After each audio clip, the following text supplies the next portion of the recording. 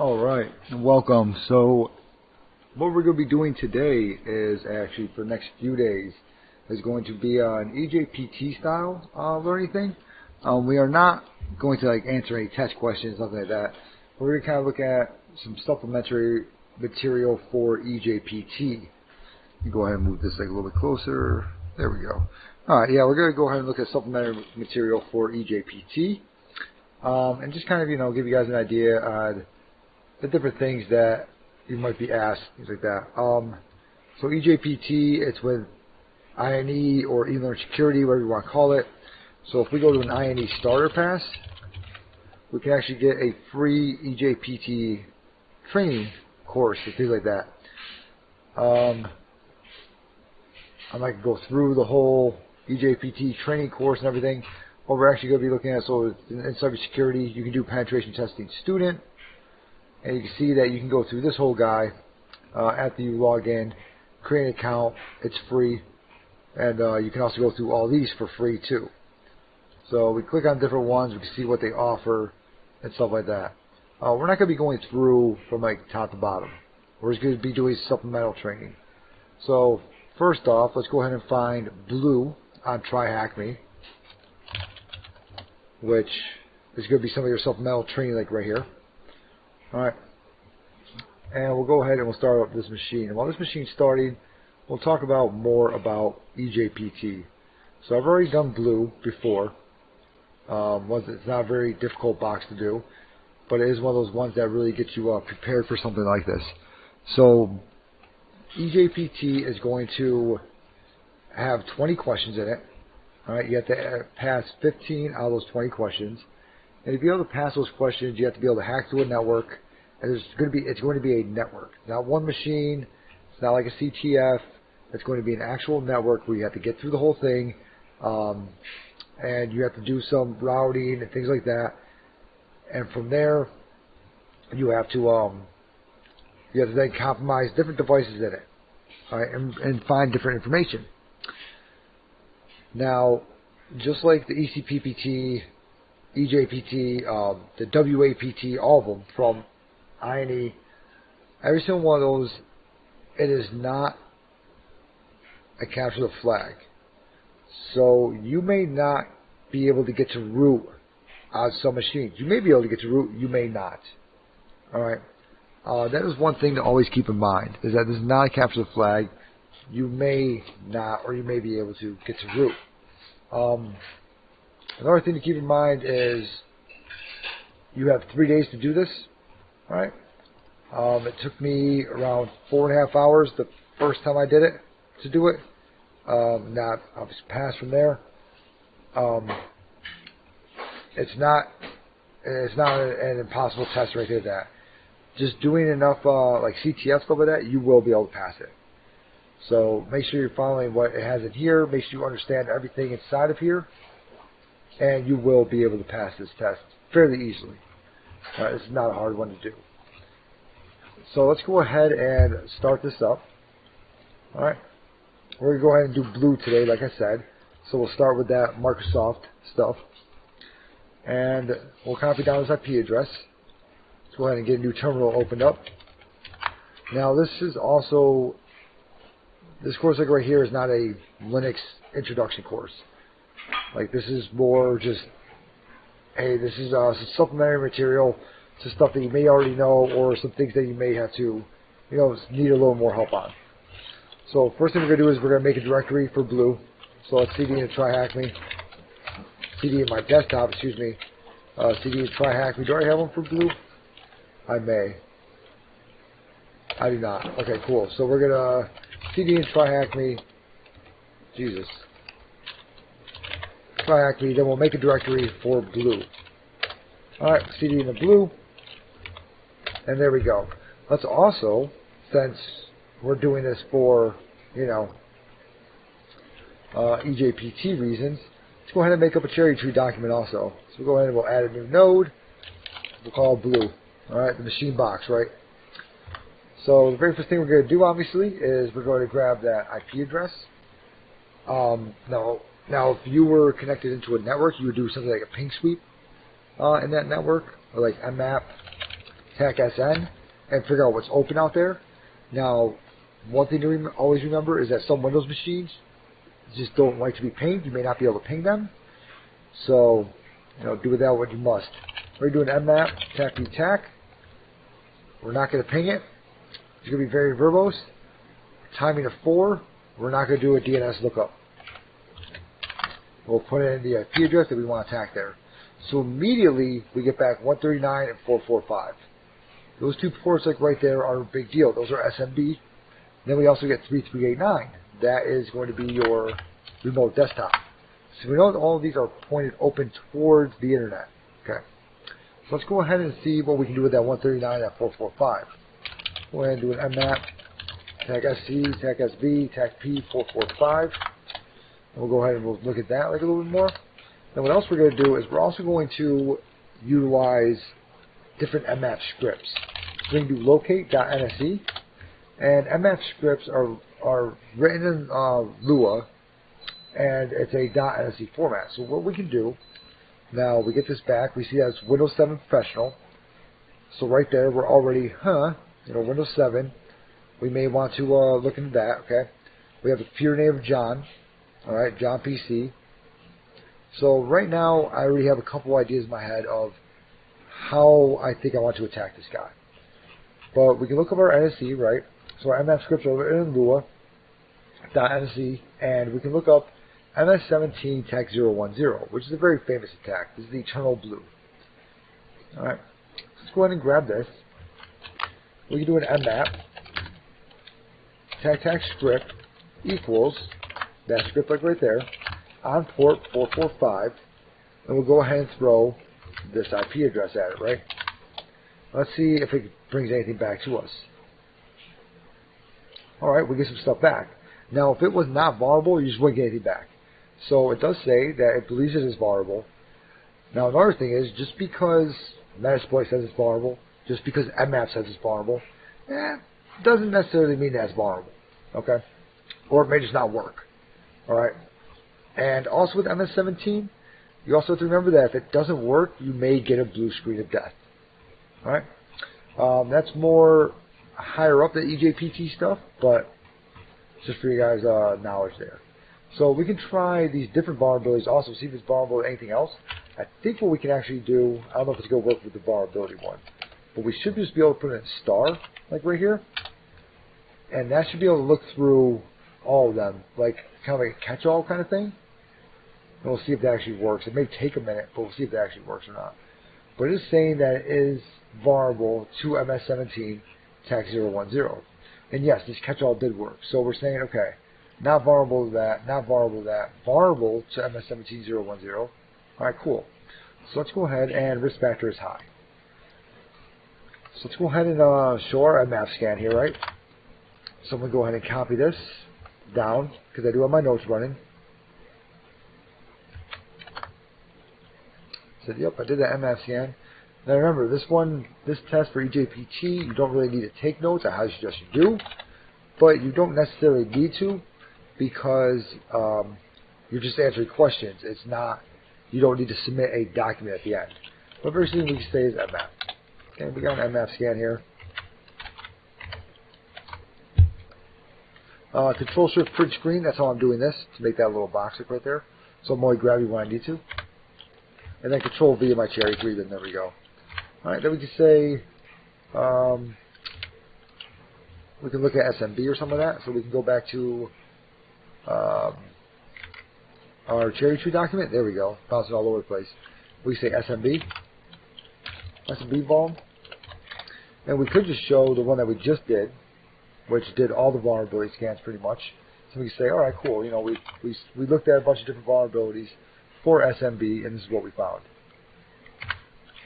Alright. Go ahead and throw that in there. And then we can also, what else we can do is we can look it up online, too. And next time we do this one, I'm going to show you guys it in Nessus.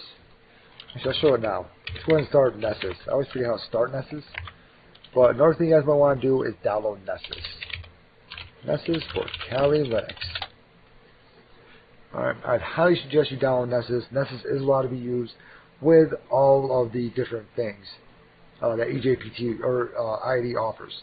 So you're going to go to Tenable, all right, and this is going to walk you through how to download Nessus. All right, and Nessus is a very, very, very strong tool. So let's go ahead and follow this guy and see if we can do it. I'm not going to download him again because I already have him downloaded.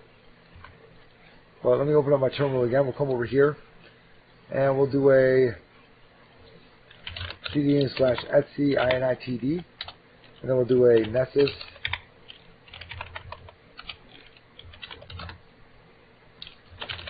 Ours does not want to do that.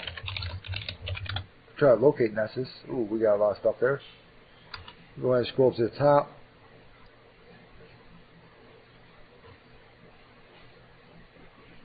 We got a lot of stuff there. But yeah, if you follow that blog over there, you will be able to download Nessus. I downloaded it a long time ago. So, the only time I really use it is for... There we go. So, we'll do that. Start, I think it is. Oh, sudo. So we do that again. Start. I'm going to click on home. I'm going to do sudo. Cali. Command not found. I just need to do that. How's it not found? It literally says that. CD Etsy system. Systemnd. System.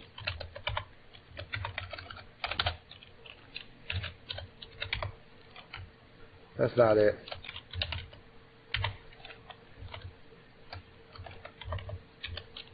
That's just D.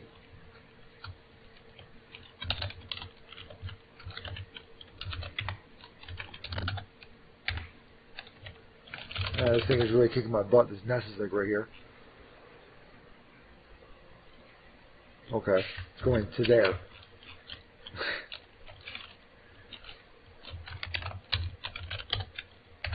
Permission denied. Let's try this. Sudo. Command not found. Okay. You know what? Fuck you, Nessus. How about that? I hate starting Nessus. This is like my biggest problem all the time is starting it. The only time I ever had start is when I'm doing these things also. This guy's saying Etsy initd.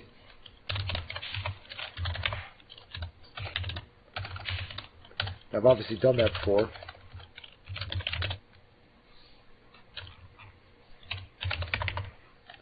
And E, I have nothing in here that would even resemble Nessus. So I have no clue, in all honesty. I don't remember how to start it. I'll probably just re-download it again. So I wonder if I can do like a remove or something like that. And we can try to re-download it, but Nessus, or I wonder if it's already just up and running permanently. And I can just do like this. Runs on port 8834. Yes, I can. So Nessus is just up and running permanently. Okay. So as soon as you install it, it's just up and running on the new systems.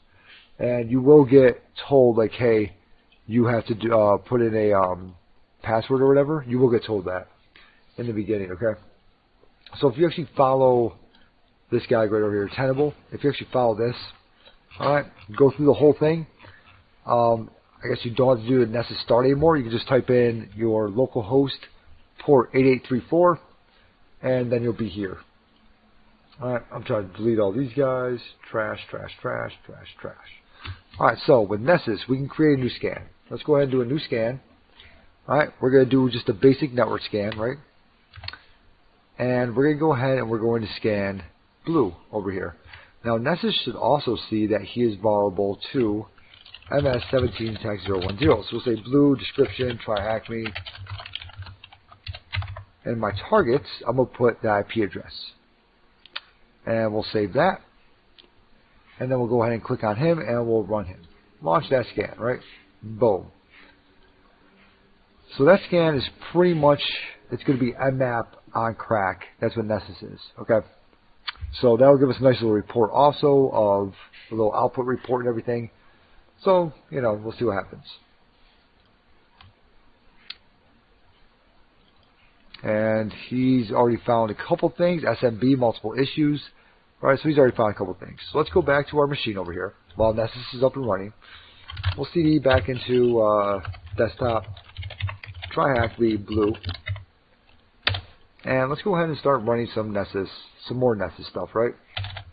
We'll go ahead and stop this guy, clear him, down there, and let's go ahead and continue to run more Nessus stuff, right?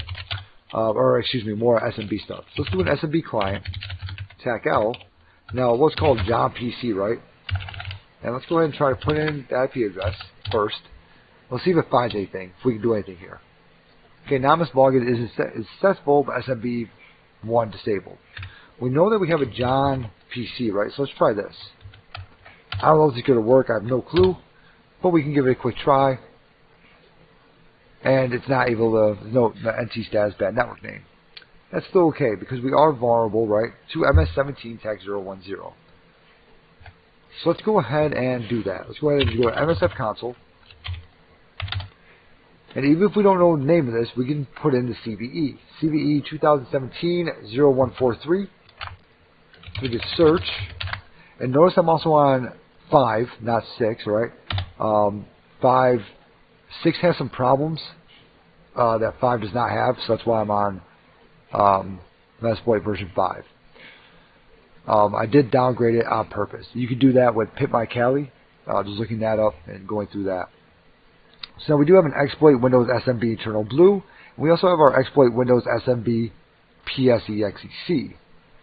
Alright, now one of these could be for 62 or 64-bit, the other one's going to be for 32-bit. Let's go ahead and try to use this one first. We don't know what it's actually. This is MS17. MS17. Alright. This one's MS17. MS17. So we may not know exactly which one it is. It could be either of the two. Okay. So let's go ahead and do that. We'll go ahead and use that exploit. Show options. And we see we have an L port, an L host. Let's go ahead and set our L host to ton 0. Right, to our tunnel. Our L port, we keep it as 4444, whatever. Alright. Let's go ahead and see what else we have over here. We have our host. Actually, I'm going to exit right out of this guy. We have our R host. So let's set our R host to the remote host IP address, right? Who do we want to attack? Okay. Set our R host over here. And let's go ahead and set. We don't need a domain. We don't need a password. We don't need anything else, actually. Okay, as of right now. We don't need anything else.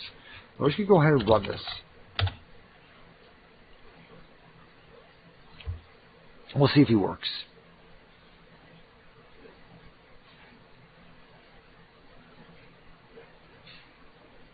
It's unable to find accessible named pipe. Okay. So right now, this is not working properly for us, right? Alright, let's go ahead and Control C. And let's go ahead and search for MS17 again. And let's try to use the Eternal Blue this time. Let's go ahead and use that one. Show options. Set our L host to ton 0. And we can set our R host. Alright. To wherever we put it last time. Right? So set our host to the IP address. And we'll go ahead and run this one. Now let's see if it works this time. And it's looking like it's going to work. So host is most likely vulnerable. And this one's for a 64-bit. Now, if it says something along the lines of host is not vulnerable, okay, because he's 64-bit and this is 86, then that is a problem. So, you may get this. Connection reset by peer. You may have to reset the box in Try Hack Me. Because like I was saying earlier, this may cause the blue screen of death.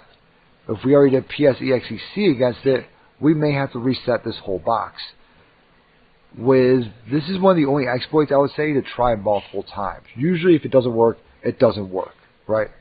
This is one of the only ones you're going to try multiple times to make sure that, yup, it definitely doesn't work, okay? So I'm kind of glad that happened the first time. So now we get all these wins, okay? And then we see Meterpreter. Cool. So let's go ahead and type in who am I, or get UID, and I am NT Authority System. Now what can we do with Meterpreter? Now right now we're in God mode, right? What do I say? So the very first thing we want to do is load Kiwi. Very first thing we always want to do. Especially if we're already Authority. or system, we want to load Kiwi.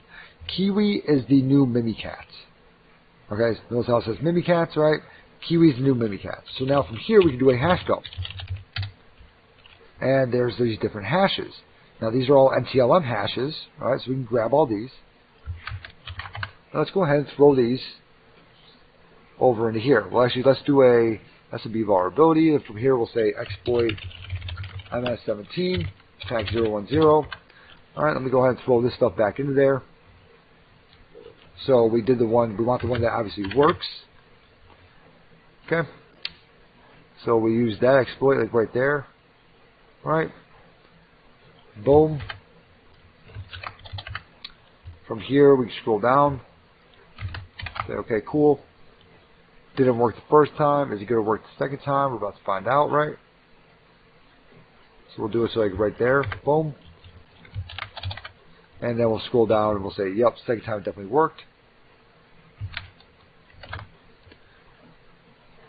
And there we are. Okay, so second time it worked, and there we are. Right? Awesome. Now we can go down to our hash dump, and we can go ahead and copy this. And we can go to our actual machine here.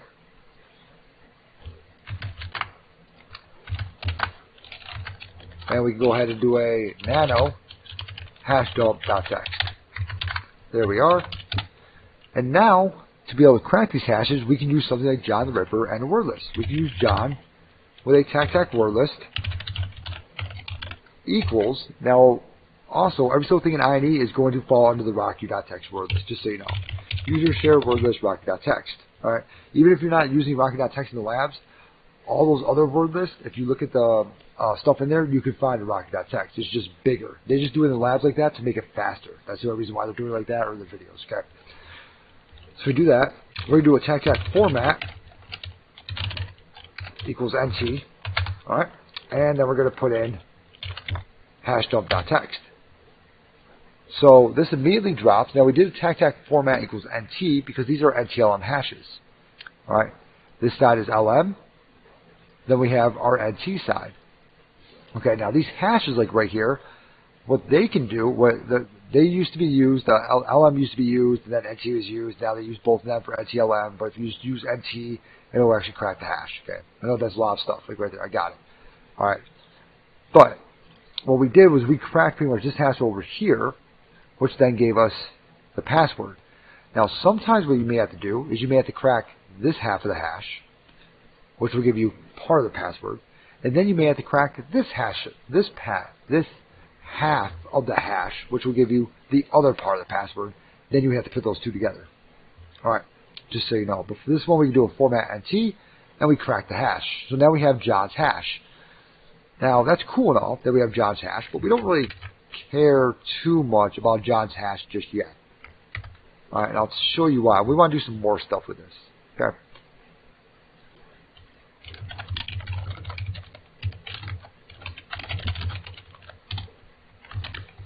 So we can come back over to our Meterpreter over here, and we want to do some more things with this guy, okay? First off, we can press question mark. We see a whole bunch of stuff in here. Alright, creds all. So we can do a creds all. Okay, dump all the creds that we can. Okay, we can do a Kerberos stuff. Okay, the hash dump, which we just did. Get system, which we already are system, so no worries about that. Key scan starts, key scan stops. We can do screen share. Let's go ahead and do a screen share.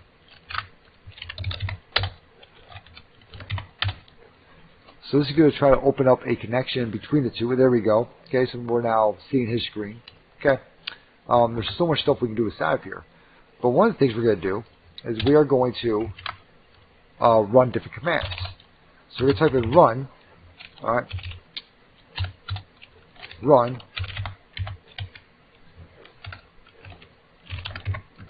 Yep, run post. Now this is a Windows machine, so we're going to do Windows, and we're going to tab twice.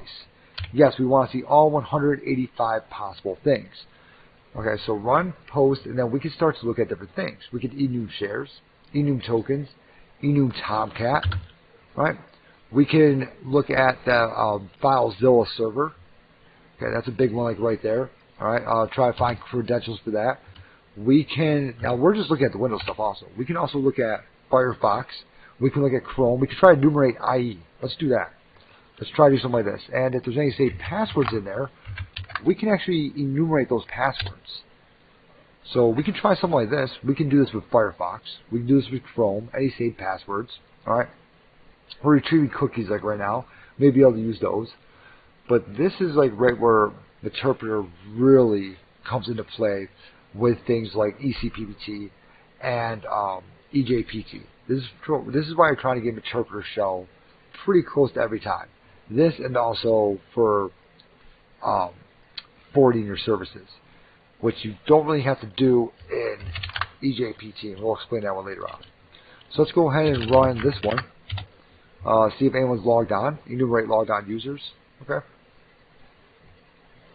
And that's saving that. It looks like, yeah, we do have some logged on users. We have a John there. This is SID like right here. So we do have a logged on user. All right, John. Let's go ahead and do a port proxy, DNS cache dump. Let's see what's in here. Oh, nothing in there for this one at least. Try to dump VNC, win SCP. All right, so if there's something that you see on that machine also, they might be like, huh, I want to look at that. There you go. Okay, so if there's like an FTP server on there, you're like, I wonder if I can get credentials off of that. Yeah, I mean, probably. If it's a Windows, something with Windows, most likely, yeah. So let's keep looking around here. I know there's one for like dumping all the hosts or whatever for there's cache dump, Bloodhound. We can try something like this. This one's a pretty good one, I think.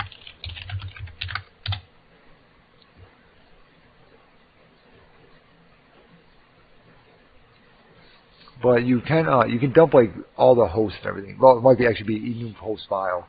Might be this. And that's going to, I think it is the enum host file. There's your enum Chrome, by the way.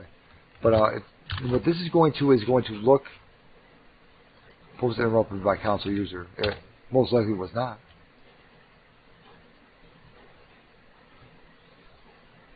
If you never used Bloodhound before, extremely powerful. I suggest you go to how to use Bloodhound.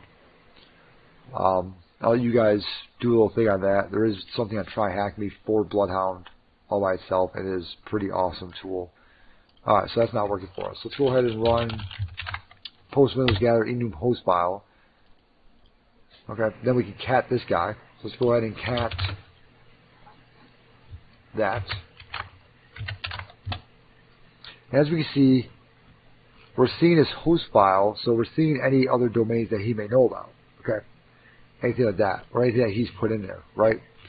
Now, obviously, with something like this, you're not getting a whole bunch of stuff because it doesn't. There's no other domains for him to know about. There's no other IP addresses, things like that.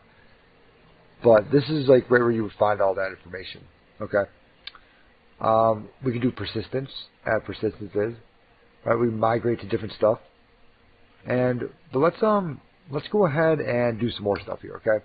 Because we still, I mean, we do know John's password now, but let's say we still didn't figure it out. What we can do is a run get GUI. I think it's run get GUI. It's either that or just get, yep, run get GUI. We can enable RDP, okay, enable RDP. We can do the password of the user, we'll say it's caret, and then tag you will say caret. Now what this is going to do is this is actually going to create a user and a password that is me, that I made up myself. And it's going to put it on that machine, and then it's going to hide it on that machine. So not only is he going to put it on there, he's also going to hide it. Oh, thanks, Derelict. So we're going to see how to actually, like, we're going to put this, as you can see, for cleanup, I can now log in. Okay? So we can now remote desktop into this guy using our own credentials, what we just made. So we don't necessarily we didn't necessarily need to crack that hash there. We could use our own credentials. So we can do a remina. Right, I just like using remina. I find it to be easiest to use. All right, we can get the IP address that we want, right? So let's go ahead and get his IP address again. Okay. I don't know if you guys can actually see it or not. I can't really zoom in on that one. But I just put his IP address in RDP. And we're going to set the certificate. Yep. Username, caret. Password, caret. Now, whenever you can, I highly suggest you utilize remote desktop with Windows systems. Now, something with this box also I've noticed is sometimes it's immediately, boom, it connects. Other times it's like, I don't know. Okay. I've noticed that with this box and things like that before. So if it doesn't connect this time, that's okay. You can try a couple more times, but it will finally connect. Now that guy's trying to do his thing, okay? What we'll do over here is let's go ahead and we can also get into a shell. So we can type in shell, and we can get into a shell now. Now we are in C Windows System 32. Type in dir, okay, and see everything that's in there, right? So we're getting all this information, all this stuff getting dropped and everything. Now this is a lot of stuff though, and you also have to remember that we're now in Windows, right? So we're not in Linux anymore. So we got CD backpack, okay, CD backpack. We can go to dir, go into users. This is usually where you can find. There's a flag actually, so we can actually to get a flag or to cat a flag in Windows, type. So you can do type flag1.txt. All right, just so you know. That guy's still trying to connect. That's okay. So we'll CD into users. Okay, as you can see, I created a user. All right, that user is also part of the administrator group too. So we'll CD into John.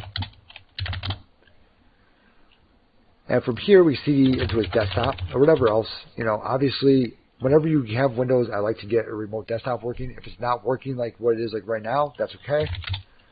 But we can go ahead and start to move around him like this. So we're in John's stuff like right now. CD into documents, wherever we really want to go. And so on. Okay. There's our flag 3 actually. So we can type flag 3. And we can just kind of move around this guy, right? Let's go ahead and close out the shell. Now if we close out the shell, Meterpreter will still stay open. Something else we can do is we can upload files. So a file that you may want to get, so we always upload limps, right, with our privilege escalation also script. We can actually go to our CD into our privilege escalation, awesome scripts, and they also have WinPs. So we can CD into WinPs. All right, and we can CD into WinPs.bat. And we can put in this .bat file. We can also CD into WinPs.exe. I don't think I actually have the executable in here. I don't. CD into WinPs again.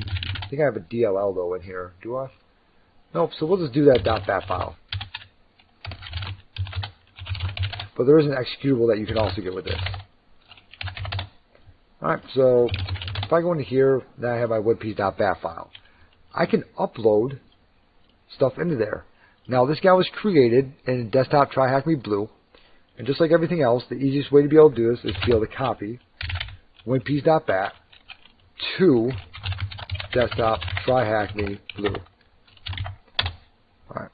From here I can now upload WinPs.bat. Shell dir. And I don't know where actually uploaded. If it uploaded to here, we'll find out here in a second. Should not have uploaded in here. There's way too much crap. I guess in real life I would because it would probably be hidden pretty good. Or we can try to find it in here. What's it called? WinPs.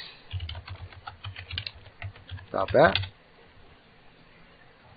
Alright, so it's not in there. I don't know where the heck I upload that at. Let's go ahead and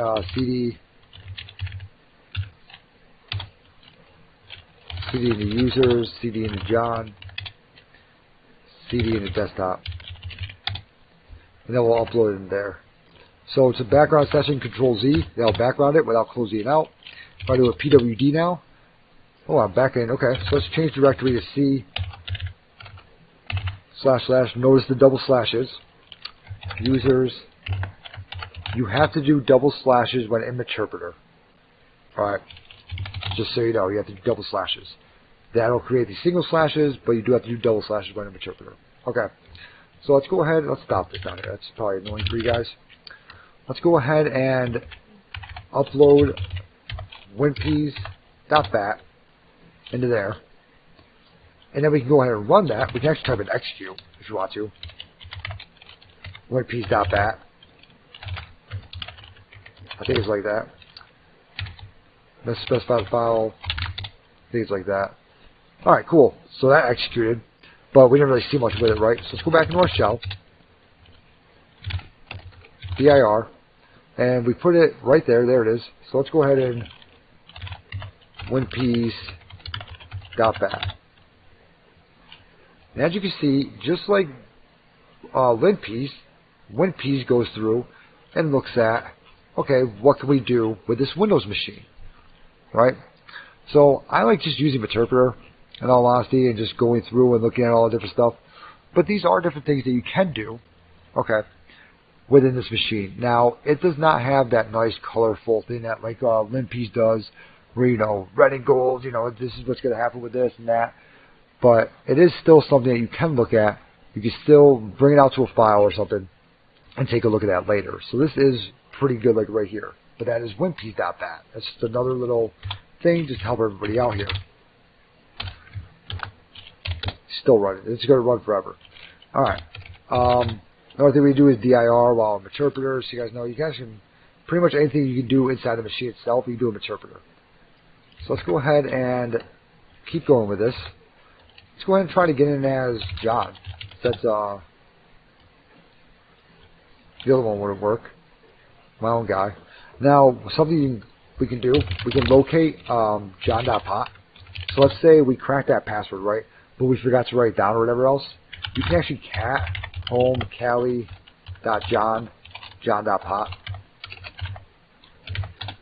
And he's actually had the password in here, alright, that you did crack. It's right there. Now, and it says like right there that it is an NT hash, okay?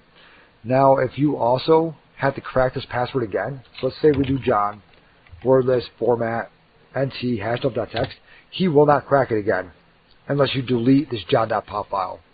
So let's go ahead and remove this. And we'll go ahead and crack that password again.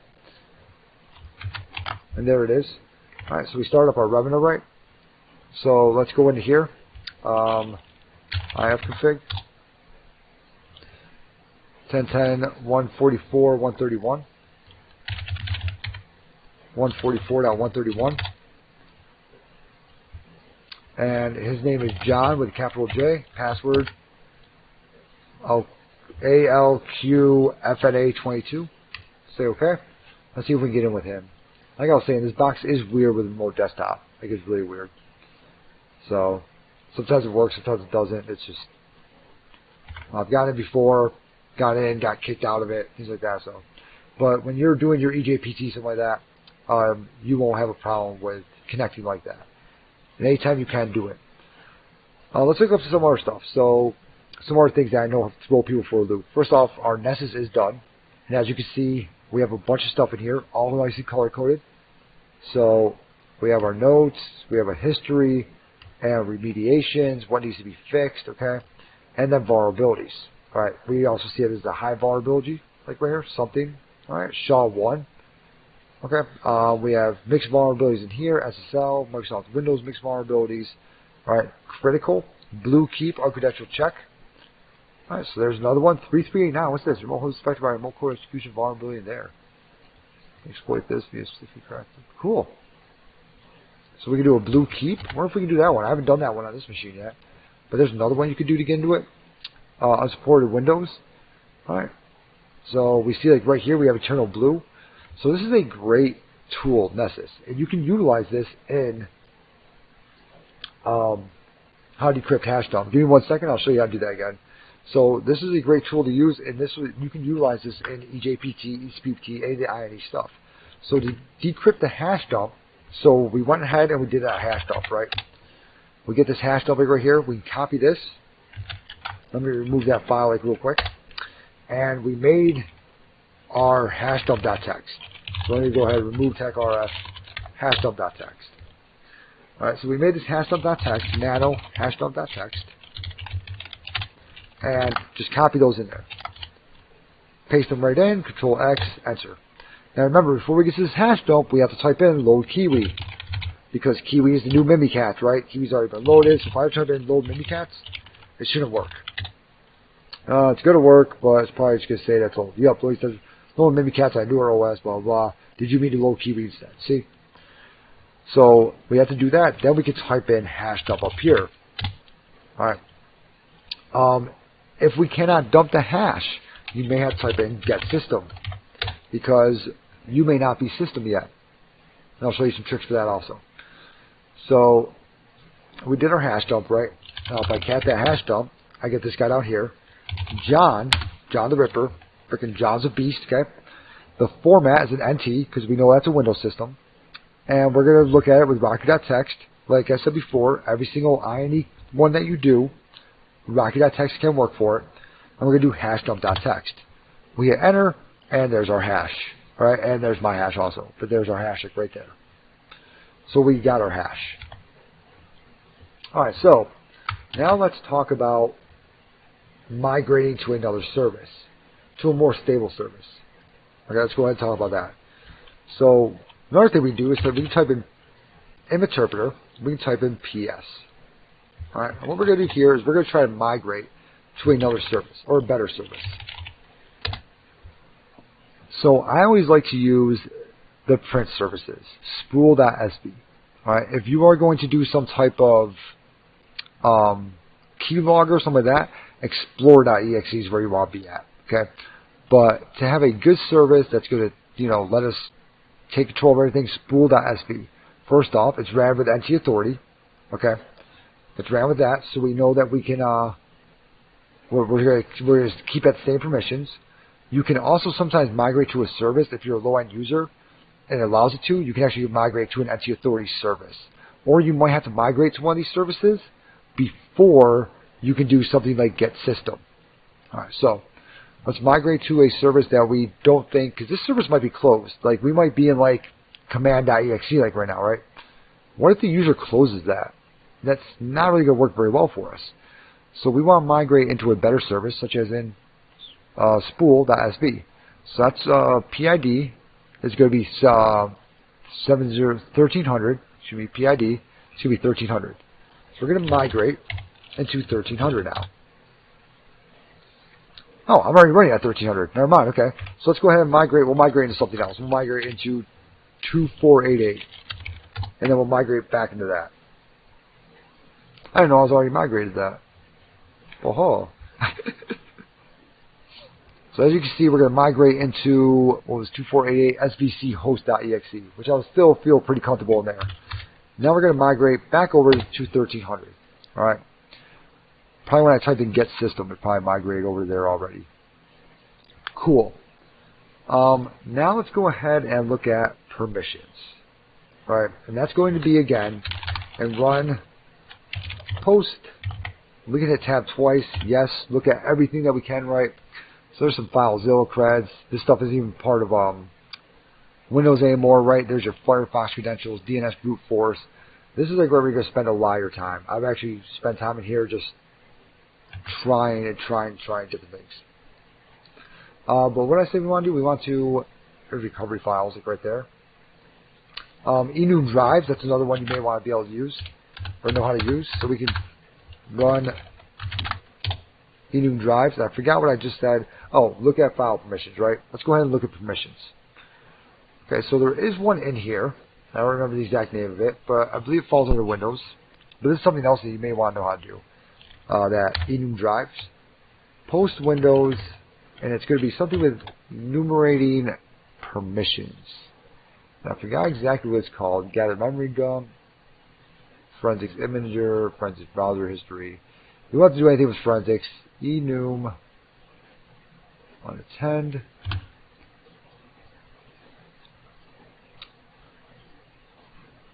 Smart hash dump. That's another way to do a hash dump. If we're trying to do hash dump, it's not working. Smart hash dump is another way to be able to drop those hashes. So you might have to use that for that's kind of higher end stuff. But let's see here. Persistence.exe. Not really finding much else. I also don't want this box to run out. So I'm gonna add 1 hour on it just in case. But there is a way to be able to enum file permissions. That's Active Directory users, logged on users, enum files. Maybe it's just that.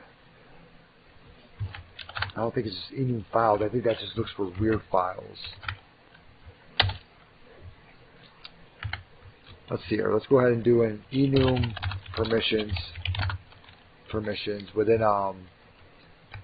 Meterpreter.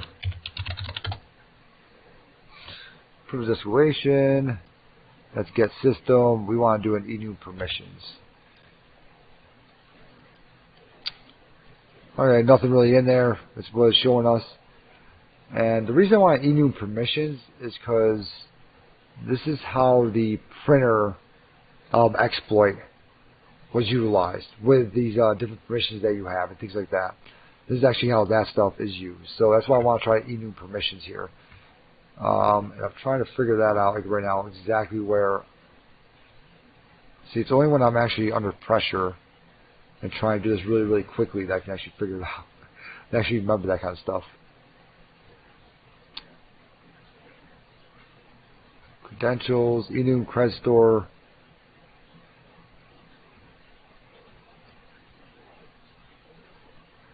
And I do not remember where that's actually at. Check for VM, get system, get UID. That's not what I want. And weak service permissions.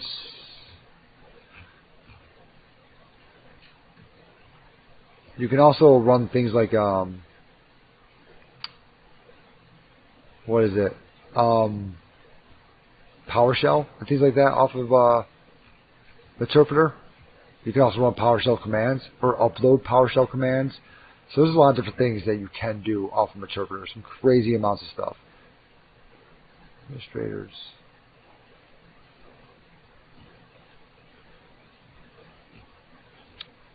So I'm trying to find it. I can't find it like right now. That's going to be something maybe for a later video. Or like when I wake up in the middle of the night tonight and remember exactly where it is. But you can look through here. You would, as soon as you saw it, you would understand what I'm looking for here. It would like click in your head also. And there is a like gather permission type of thing. And what that's going to do is it's going to allow you to look at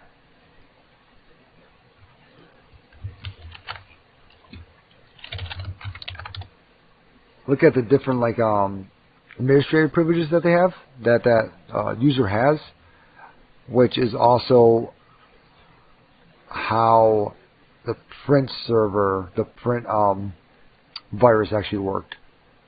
I'm starting to get all jumbled up now.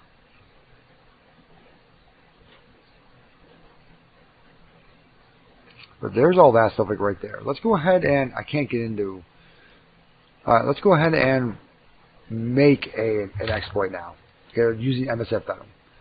So let's do an mmap again. We'll do a capital O for an aggressive scan, and also to look at that operating system. Put a sudo at the beginning, and we're going to put this in against this guy over here. All right, so let's go ahead and copy him. We're going to go ahead and run this against him. And what we're doing is we're just trying to figure out the file system, the everything like that behind it, what windows it's running, and all that good stuff. Okay. I know we already figured this out, but this is just another way to be able to do it. Does this have it in there for me? No, it doesn't. Okay. And what we're going to do is we are going to make an MSF Venom payload, put it as an executable,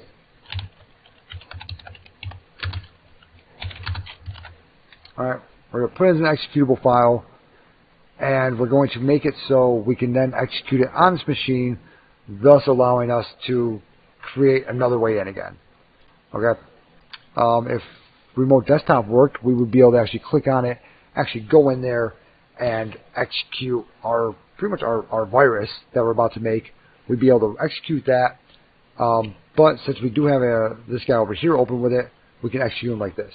So let's say you weren't able to get a Meterpreter shell. This is a way that you could do that.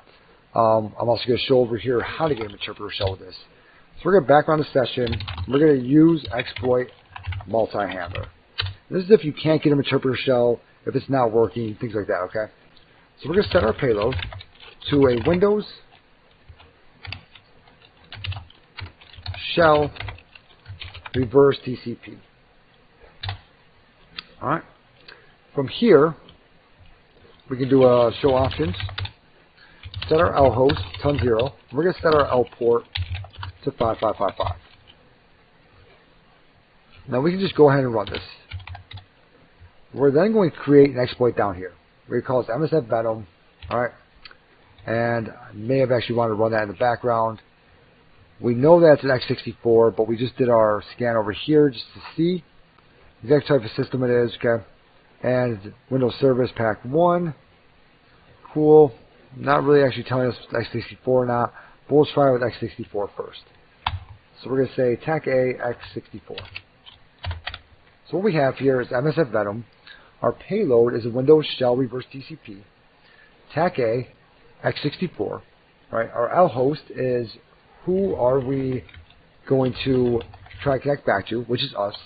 So 10.9.8.166. Our L port. Actually, no, I'm going to go ahead and stop this guy because we're actually got this guy run in the background. Set all ports to 1337. Then we're going to do a run TAC J to run him in the background. Alright, so he's running the background right now. Our L port's going to be 1337. TAC F is, if it's a file type, it's going to be exe. And we'll call it win.exe. And that's going to be in my blue folder. So let's go ahead and type in session TAC I over here. Alright, we do have our Meterpreter shell still up and running. Now this is way above and beyond. Oh, it's compatible with that payload, really. Do I have to do a Windows x64? Do I have to do something like that? Because if so, I may have to go back to my job and cancel that out. I am. Okay, so I'm going to have to do kill 0, which is going to stop that job that's running up here. Just so you guys know. Exploit running is background job 0. I did a kill 0. Now that job's gone. So let me go ahead and set my payload to the same exact thing. You want to set the payload to be the same exact thing. And when we start talking about shell versus bind TCP, that's like we'll start going into what is it, more CCPT kind of stuff. But we'll get to that in later parts of this. So now we can go ahead and run TAC J. All right, that same thing. So if I do a show options, I still have the proper L host, still my L port, and we'll do a run TAC J again. So this guy's going to run in the background. Let's go to sessions TAC I. We have session 1. This guy's been created. So if I do an LSTAC LA, I now have a win.exe executable. Let me go into session 1. Let me go ahead and upload win.exe. Okay, let's see if I can just execute it. Let's do that.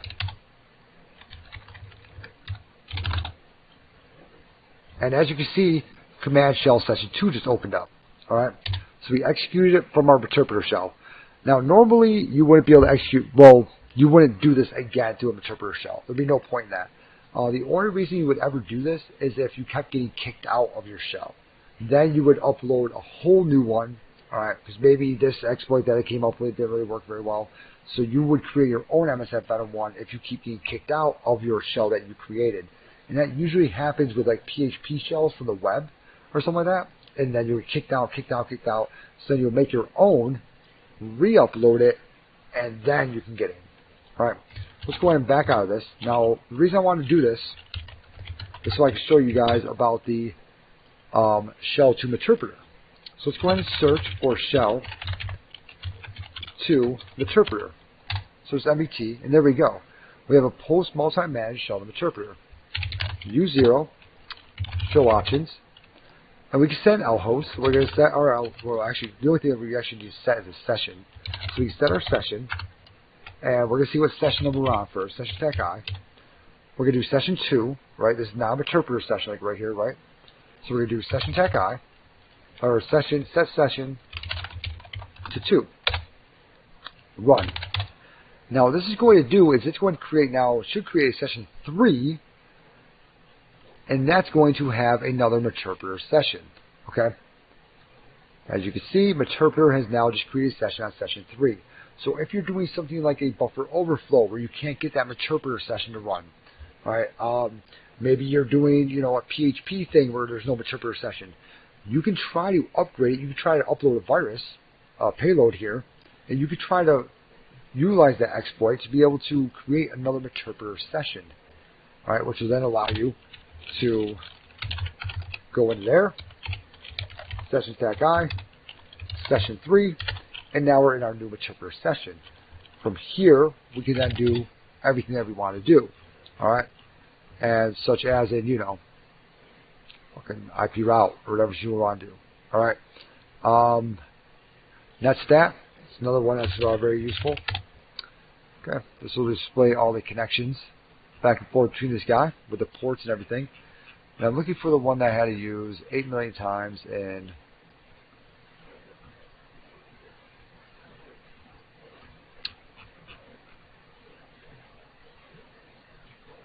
CCPT. I don't know why I just stopped talking like right there. Get proxy route.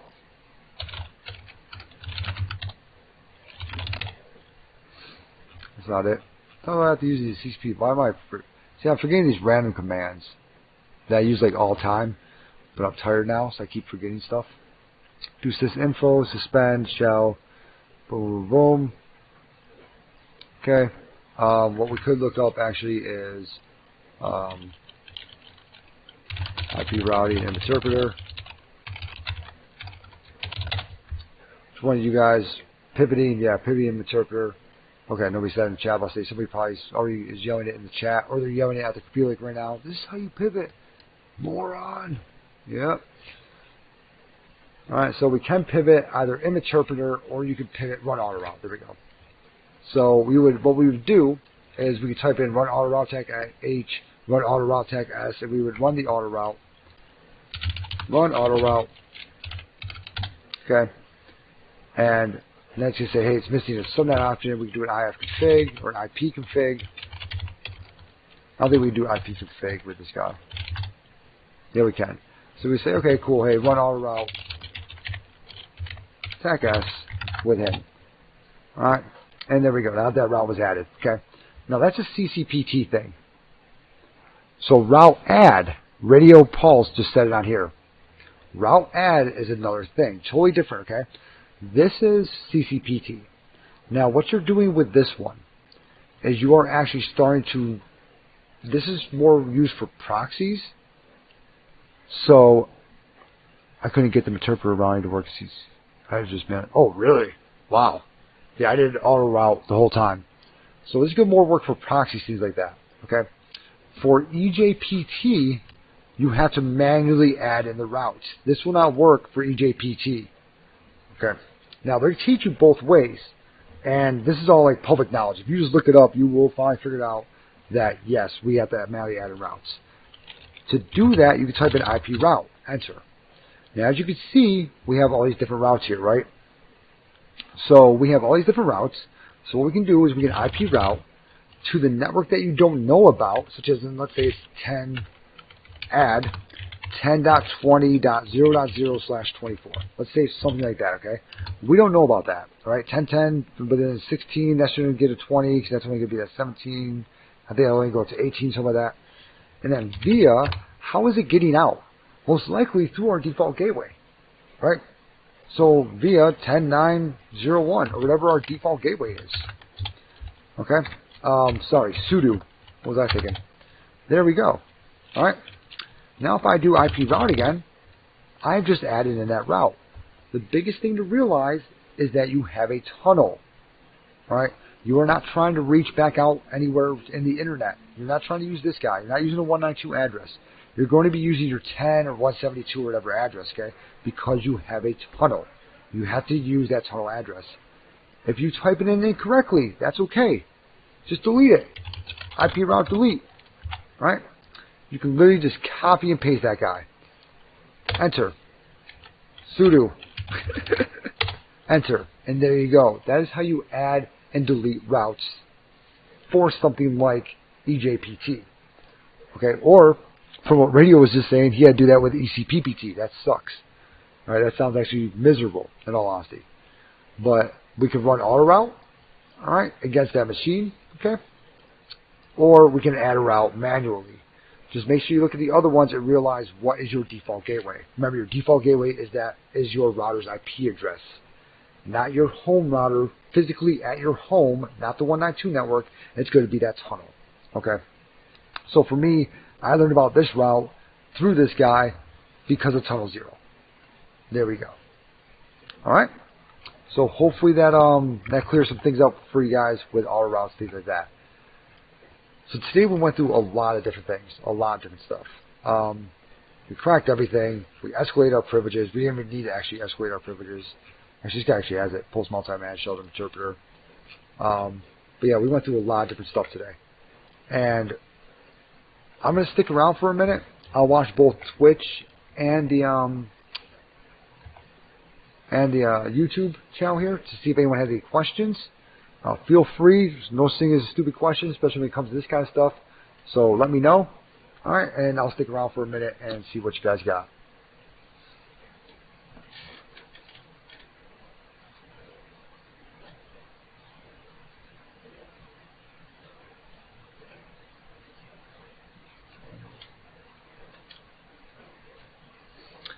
And there will not be anything tomorrow also, just so you guys know.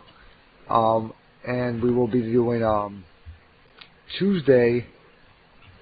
We're going to be doing a whole nother room on Tuesday again. And looking at that guy and trying to go through some stuff on there.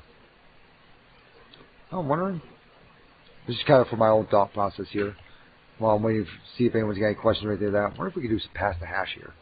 I wonder if we actually can do PSEXEC. Let me search for P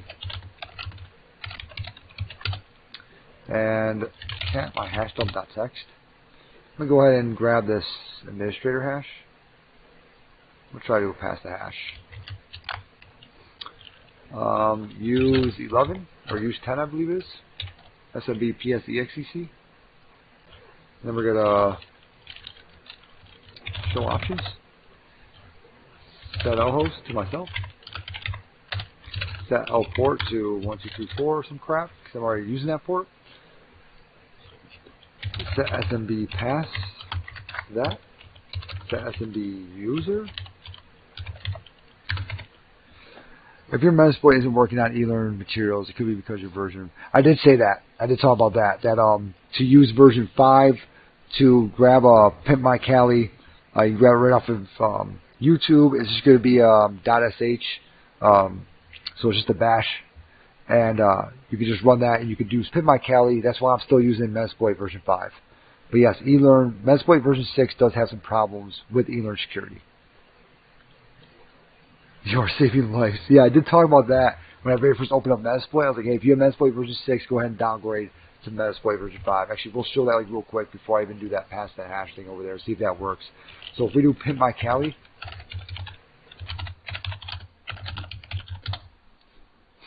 So we can go here, and you can literally just run this bash script, like right here. And what you're going to do is, I believe it's D, right? Yep. You just type in capital D, and that's going to downgrade Metasploit from version 6 to version 5. You do have to run it with sudo permissions. So we'll set our SMB user to administrator. See if that works. This is kind of just for my own, like, little thing right here. Oh. I mean, it's not really going to do anything because it's not like we have anyone else in here to use. You know? Not like we're going anywhere else. No other machines in here, but definitely something that we can try to do.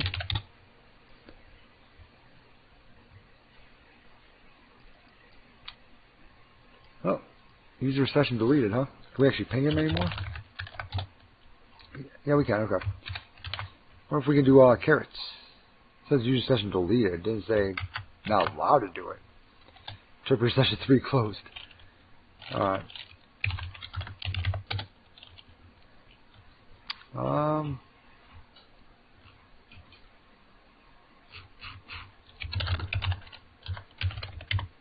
Oh, thank you. Thank you very much for showing up and having some insight, things like that, Radio. Thanks a lot.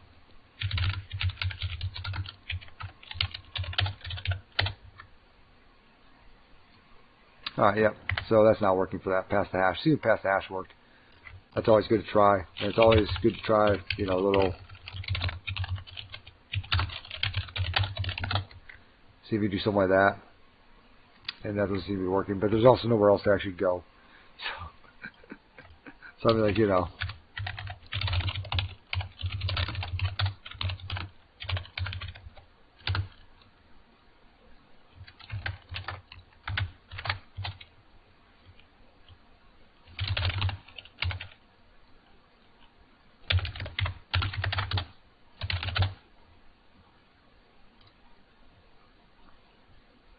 All right, sweet. So thanks a lot for showing up, everybody. Hope you all have a good one. And yeah, I will see you around. Remember, tomorrow I will not be doing this. Tuesday I will, and we're going to be doing another box and kind of going through a lot more than what the box actually expects you to do. All right, so have a good one, and hopefully after that we'll start looking at MySQL, things like that. I do have quite a few videos already on MySQL, but we'll try to go ahead and hit up another one on that. All right, bye.